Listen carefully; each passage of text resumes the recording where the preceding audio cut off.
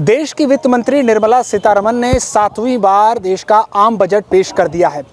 इसको लेकर एक्सपर्ट अपनी अपनी तरफ से राय रख रहे हैं कि अलग अलग वर्गों के लिए यह बजट कितना हितकर होगा। लेकिन हम मौजूद हैं काशी हिंदू विश्वविद्यालय में और बीएचयू के छात्रों से जानेंगे कि वो इस बजट को लेकर क्या कहेंगे, क्या उनकी जो उम्मीदें थी, आकांक्षाएं थी, उस पर यह बजट जो है वो खरा उतरा है कि नहीं, हम उनसे जानेंगे। क्या नाम है सर आपका? जी, मेरा नाम अश्वनी चौहान है। अश्वनी जी, आपने देखा होगा निर्मला सीतारमण जी संबोधित कर रही थी हमारे संसद से, पहले तो इस बजट को कैसे देख रहे हैं? जी, बजट में जो अब तक मैं समझा हूँ उसमें जिन विषयों पे प्रायोरिटी दी है सरकार ने, वह किसान हो, महिला हो और युवाओं के लिए स्पेशल प्रायोरिटी है। उसके अलावा जो गरीब हैं उनके लिए भी प्रायोरिटी सरकार ने रखी है। गरीब के लिए? हाँ जी। अच्छा, एक छात्र हित के लिए सरकार ने कितना ध्यान दिया? छात्रों की अगर हम बात करें तो इस बार जो है स्किल और रोज़गार के लिए स्पेशल ध्यान दिया गया है। चाहे वो 1000 ITI नए खोलने की घोषणा हो या फिर PM इंटर्नशिप के द्वारा 5000 रुपये में मिलने के साथ साथ टॉप 500 कंपनियों द्वारा जो इंटर्नशिप की बात की है वह भी बहुत सुखद है। इंडस्ट्रियल पार्क बनेंगे, 100 इंडस्ट्रियल पार्क की घोषणा है, जिसमें 12 इंडस्ट्रियल पार्क जो इंडस्ट्रियल कॉरिडोर्स के निमित्त बनेंगे, तो उनसे रोज़गार बढ़ने की काफ़ी बड़ी संभावनाएं हैं।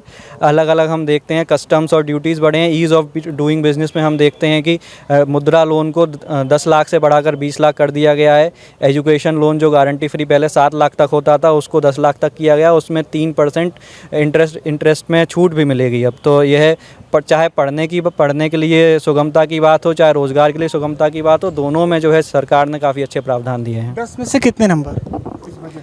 10 में से 9 नंबर। 10 में से 9 नंबर।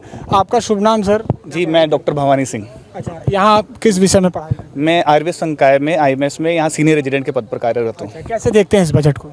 यह बजट मैं मुख्यतः स्वास्थ्य सेवाओं के हिसाब से इस बजट को देखा है। तो स्वास्थ्य सेवाओं में यह बजट काफ़ी हद तक सफल रहा है, जो मैं समझ पाया हूँ अभी तक।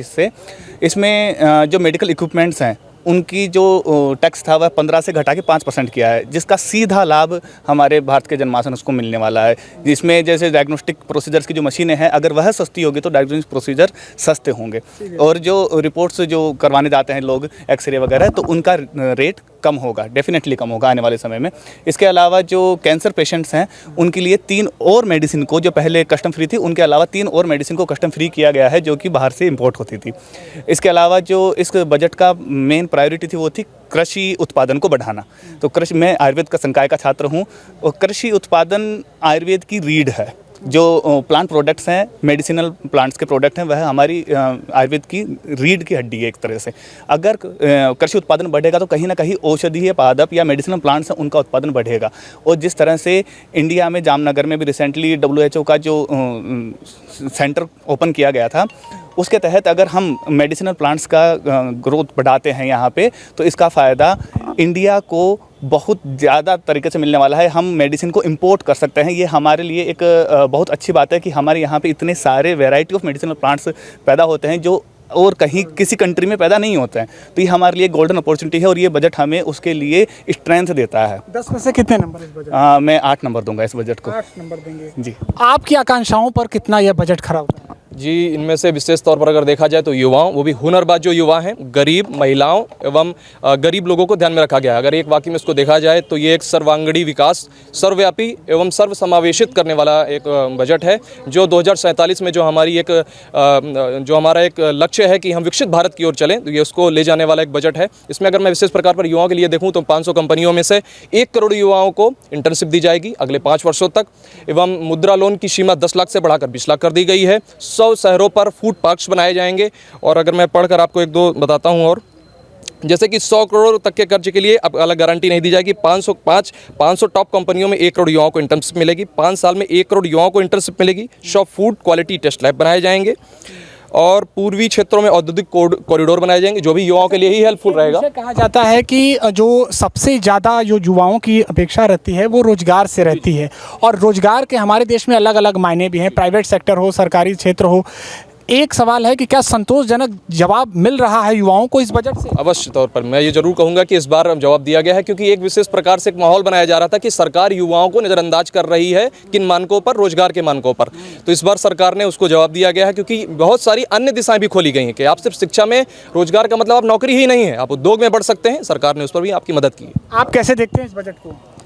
देखिए, एक छात्र होने के नाते यह बजट जब मैं देखता हूं तो इसमें जो प्रमुख बातें हैं, जैसे 1000 ITI को अपग्रेड करने की बात हो, सरकार कौशल विकास की बात करती है तो हमें वो चीज़ दिख रही कि कौशल विकास के लिए वो कर रही है। 500 जो प्रमुख कंपनियां उनमें छात्रों को इंटर्नशिप देना, उसके अतिरिक्त अब हम देखें कि शिक्षा के मुद्दे तो हुए ही, पूर्वोत्तर का जो क्षेत्र जो कहते हैं कि विकास से अछूता रह जाता है, उसके लिए पूर्वोदय योजना।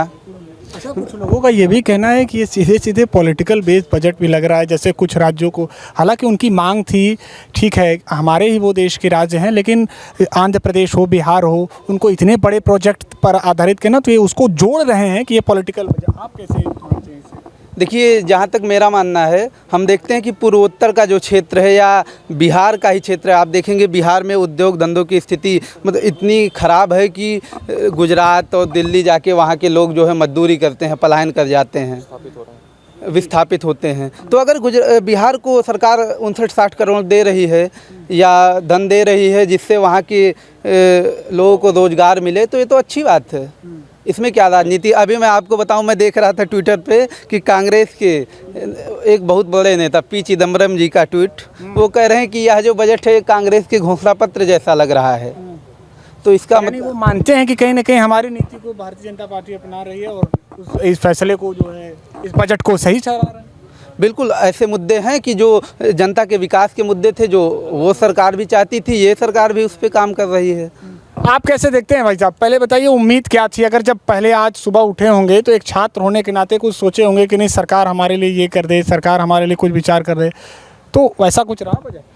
जी, उम्मीद से खरी उतरी है यह बजट हमारे, और बजट में लगभग सभी चीज़ें हमारी उम्मीद पे ही रही है।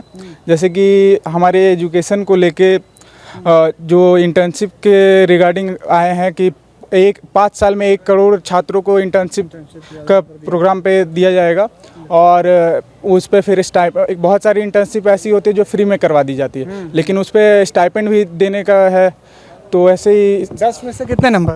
10 में से 9 नंबर। 10 में से 9 नंबर। सभी लोग तो ऐसा तो नहीं कि पार्टी विचारधारा से बहुत प्रभावित है, इसलिए आप कैसे देखते हैं? पहले तो मैं अपना परिचय देना चाहता हूँ। मेरा नाम शिवान सिंह है और मैं काशी हिंदू विश्वविद्यालय के पर्यटन का छात्र हूँ। इस बार जो बजट आया है, उस बजट में पर्यटन को सबसे अधिक बढ़ावा दिया गया है। बिहार में राजगीर को, जो कि सबसे मुख्य डेस्टिनेशन माना गया है, और महाबोधि टेम्पल जो बोध गया में है, उसके लिए एक अच्छा बजट पास किया गया है। फिर उसके बाद जो काशी विश्वनाथ है, उसके तर्ज पर बिहार के जितने गलियारे हैं उसको बनाने का मुख्य कार्य किया गया। और रही बात छात्रों की, छात्रों के लिए इस बार 1 करोड़ इंटर्नशिप छात्रों को दिया जाएगा, जो कि हर मंथ उनको 5000 रुपये इंटर्नशिप दिया जाएगा। तो इस बार देखा जाए तो बजट पहले से बहुत अच्छा लाया गया है और छात्र हित में सबसे अच्छा इस बार बजट पेश किया गया है। शुक्रिया बातचीत के लिए। तो निश्चित तौर पर काशी हिंदू विश्वविद्यालय के छात्रों का कहना है कि ये जो बजट आया है, न केवल कृषि क्षेत्र, इसके अलावा अलग अलग क्षेत्रों के लिए, बल्कि इनके लिए भी काफ़ी हितकर है और ये इसे बेहतर मानते हैं।